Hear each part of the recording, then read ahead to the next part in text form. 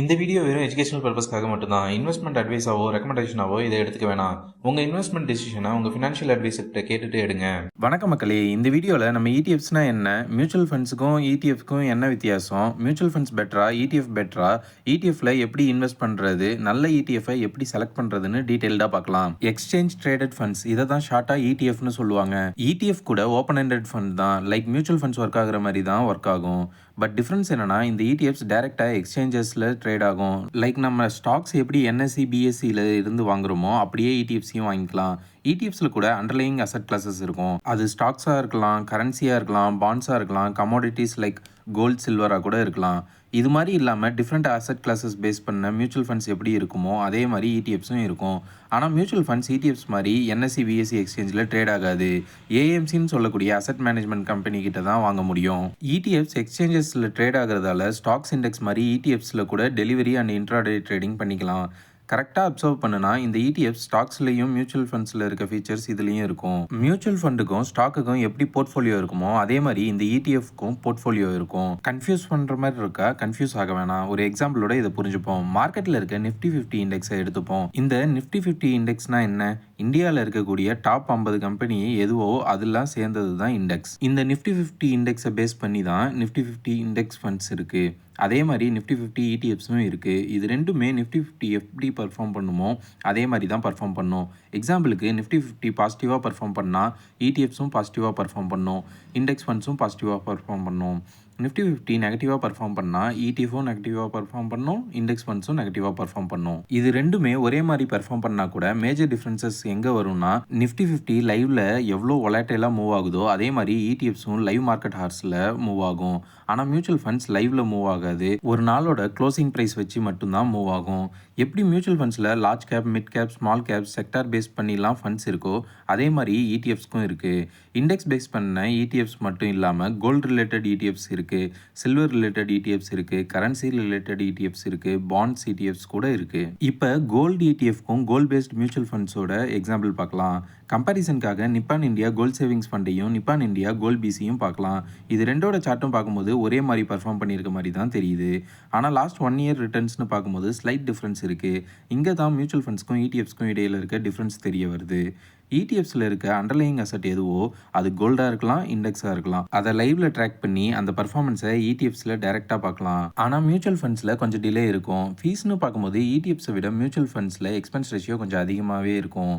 ETFs and mutual funds ரிட்டர்ன்ஸில் வந்த slight difference tracking எரர்னால தான். அது மியூச்சுவல் ஃபண்ட்ஸில் எக்ஸ்பென்ஸ் ரேஷியோவாகவும் இடிஎஃப்ஸில் எஸ்டிடி, ஜிஎஸ்டி அண்ட் அதர் சார்ஜஸாக இருக்கும். அது மட்டும் இல்லாமல் இடிஎஃப்ஸை டைரெக்டாக அக்கௌண்ட்டில் தான் ஆக்சஸ் செய்ய முடியும். ஸோ டிமேட் அக்கௌண்ட்டுக்கு ஆனுவல் மெயின்டெனன்ஸ் சார்ஜஸும் இருக்கும். ஸோ ஓவராலாக சார்ஜஸ் கம்பேர் பண்ணி பார்த்தா இடிஎஃப்ஸை விட மியூச்சுவல் ஃபண்ட்ஸில் கொஞ்சம் அதிகமாகவே இருக்கும். அதனால தான் இண்டெக்ஸ் மியூச்சுவல் ஃபண்ட்ஸை விட இண்டெக்ஸ் இடிஎஃப்ஸ் கொஞ்சம் ரிட்டர்ன்ஸ் அதிகமாக கொடுக்குற மாதிரி தெரியும். இதுவரை பார்த்ததை வச்சு மியூச்சுவல் ஃபண்ட்ஸை விட இடிஎஃப்ஸ் பெட்டராக இருக்குன்னு ஃபீல் பண்ணுறீங்களா? அப்படி கன்க்ளூஷனுக்கு வராதிங்க.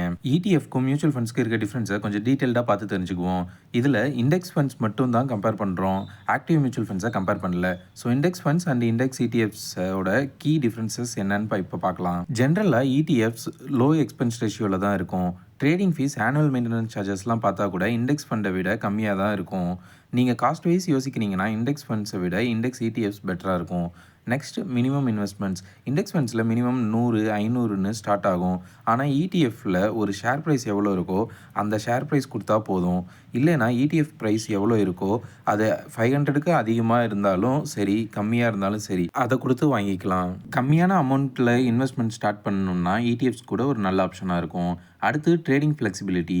இடிஎஃப்ஸ் மார்க்கெட் டைமில் ட்ரேட் ஆகிறதுனால நமக்கு ட்ரேடிங் ஃப்ளெக்சிபிலிட்டி கூட இருக்குது. Like intraday, momentum, swing trading பண்ணுறதுக்கான ஆப்ஷன்ஸ் இருக்குது. பட் மியூச்சுவல் ஃபண்ட்ஸில் ட்ரேட் ஆப்ஷன்ஸ் கொஞ்சம் டிஃபிகல்ட் தான் due to expense ratio and exit loads. Next taxation வச்சு பார்க்கும்போது ரெண்டுக்கும் ஒரே டேக்ஸேஷன் தான். Short term capital gains 20%, long term capital gains 12.5% இருக்குது. அடுத்து இன்வெஸ்ட்மெண்ட் ஹாரிசான். இடிஎஃப்ஸை லாங் டேர்ம், ஷார்ட் டேர்முக்கும் யூஸ் பண்ணிக்கலாம். மியூச்சுவல் ஃபண்ட்ஸை லாங் டேர்முக்கு தான் சரியாக இருக்கும். Next price stability. Mutual funds price NAV base பண்ணி இருக்கும், ஸோ லேட்டாக தான் ரிஃப்ளெக்ட் ஆகும். பட் இடிஎஃப்ஸ்லாம் மார்க்கெட் டைமில் ட்ரேட் ஆகிறதால மார்க்கெட் ஃப்ளக்சுவேஷனுக்கு ஏற்ற மாதிரி ப்ரைஸ் ஃப்ளக்சுவேஷன்ஸ் இருக்கும். இந்த கம்பேரிசன் பார்த்ததுக்கப்புறம் இடிஎஃப்ஸ் மியூச்சுவல் ஃபண்ட்ஸை விட பெட்டராக இருக்க மாதிரி தான் தெரியுது. ஆனால் லாங் டேர்முக்கு எஸ்ஐபி செய்கிறவங்களுக்கு மியூச்சுவல் ஃபண்ட்ஸ் தான் சரியாக இருக்கும். ஏன்னா இடிஎஃப்ல எஸ்ஐபி ஆப்ஷன்ஸ் கிடையாது. எவ்ரி மந்த் மேனுவலாக நம்மளே ப்ரைஸ் செக் பண்ணிவிட்டு இன்வெஸ்ட் பண்ணணும். அதே மாதிரி இடிஎஃப் வாங்க டிமேட் அக்கௌண்ட் தேவை, பட் மியூச்சுவல் ஃபண்ட்ஸுக்கு டிமேட் அக்கௌண்ட் தேவையில்லை. இப்போ உங்களுக்கு இடிஎஃப்னா என்ன, இடிஎஃப்க்கும் மியூச்சுவல் ஃபண்டுக்கும் என்ன டிஃப்ரென்ஸ்னு தெரிஞ்சிருக்கும். இப்போ இடிஎஃப்ல இருக்க ரிஸ்க்கை பார்க்கலாம். ஈக்விட்டியில் எப்படி மார்க்கெட் ரிஸ்க் இருக்கோ அதே மாதிரி இடிஎஃப்ஸ்லையும் மார்க்கெட் ரிஸ்க் இருக்கு. இன்னொரு ரிஸ்க் லிக்விடிட்டி ரிஸ்க். நீங்கள் செலக்ட் பண்ண இடிஎஃப்ஸோட ஏயுஎம் வால்யூம் எப்படி இருக்குன்னு செக் பண்ணிட்டு இன்வெஸ்ட் பண்ணுங்க. பிகாஸ் லோ வால்யூம் இருந்தால் பை பண்ண இடிஎஃப்ஸை செல் பண்ண கொஞ்சம் டைம் அதிகமாகவே ஆகும். ஸோ லிக்விடிட்டி இருக்க இடிஎஃப்ஸாக செலக்ட் பண்ணுறது பெட்டராக இருக்கும். ஸோ பார்த்து சேஃபாக ரிஸ்க் அனலைஸ் பண்ணி இன்வெஸ்ட் பண்ணுங்கள். இவ்வளோ பெரிய காம்ப்ளிகேட்டடான டாப்பிக்கை சிம்பிளாக எக்ஸ்பிளைன் பண்ண நிறைய எஃபர்ட்ஸ் போட்டிருக்கேன். இந்த வீடியோ பிடிச்சிருந்தா ஒரு லைக் பண்ணிவிட்டு நம்ம சேனலுக்கு சப்ஸ்கிரைப் பண்ணிக்கோங்க. நன்றி மக்களே. இந்த வீடியோ எஜுகேஷனல் பர்பஸ்க்காக மட்டும்தான், ஸ்டாக் ரெக்கமெண்டேஷன்ஸ் கிடையாது. நீங்கள் இன்வெஸ்ட் பண்ணணும்னு நினச்சிங்கன்னா உங்கள் ஃபினான்ஷியல் அட்வைசரை கேட்டுட்டு இன்வெஸ்ட் பண்ணுங்கள். இந்த வீடியோ இன்ஃபர்மேட்டிவாக இருக்குன்னு ஃபீல் பண்ணிங்கன்னா இந்த வீடியோக்கு லைக் பண்ணிக்கோங்க. மறக்காமல் நம்ம சேனலுக்கு சப்ஸ்கிரைப் பண்ணிக்கோங்க. மறுபடியும் ஒரு அனாலிசிஸ் வீடியோவில் வந்து உங்களை மீட் பண்ணுறேன். அன்டில் தென் பை ஃப்ரம் பங்குச்சந்தை பட்டதாரி.